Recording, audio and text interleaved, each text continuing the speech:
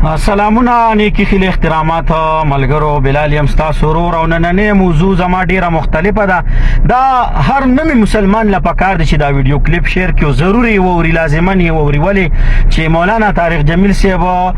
د پی ټی آی ټیګرز ته او خاص کر عمران خان صاحب د ډیر سخت دعوت ورکړی دی او الله دې کې چې په دې باندې هغه عمل هم وکړي نو راځي لاول تاسو د مولانا طارق جمیل صاحب دا یو څو خبرې ووري بیا راځو خبرې په باندې کوو आप सारे पीटीआई वाले 3-3 दिन तबलीग में लगाओ, आपको बहुत फायदा होगा। खान साहब को भी ले जाओ। ماشاءالله ماشاءالله الله دیو کی چیرې څومره د پی ټی آی ټیګران دي ځکه چې هغه خو نور علما کرامو ته زیاتره دغه کوي ډېر نازیبه الفاظ استعمالوي او ډېر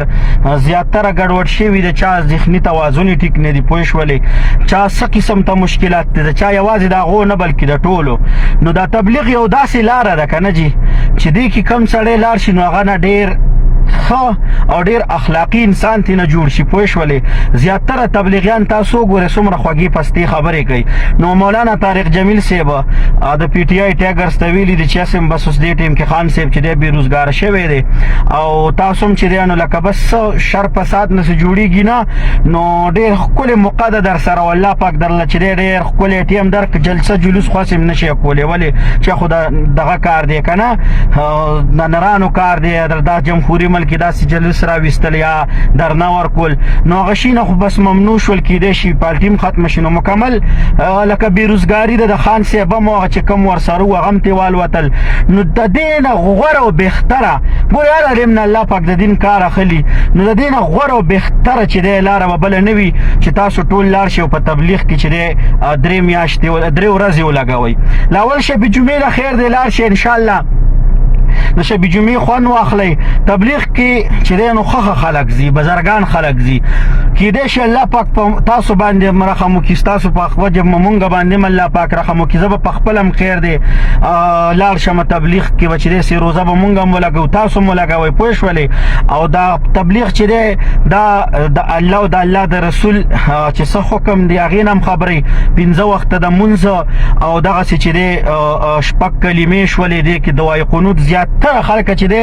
لکه اوس د ماسخوتن مونځ کې چې دی دوای قنوت دا هم د تبلیغ د سي روزه کې چې دی دا ښکلې دا شپږ کلمې دوای قنوت ایمان مفصل ایمان مجمل دا انسان زده کي بل دا وویل شي دا بیا هغه اقرار وشي یو قسم له د تجدید ایمان وشي لکه د سړي ایمان ورسره تازه شي نو ډېر ښکلی میسج یې درکړی ډېر ښه چانس دی چې دی آل ټیګر سره ځکه چې خاص کر طارق جمیل صاحب پی ټی آی والا یاد کړي دي خو ما دې نورو ته ویل چې خیر دی څه بده خبره نه ده نو تاسو ټول چې دی لاړ شئ دعوت تبلیغ له او د الله او د الله د رسول چې دی دا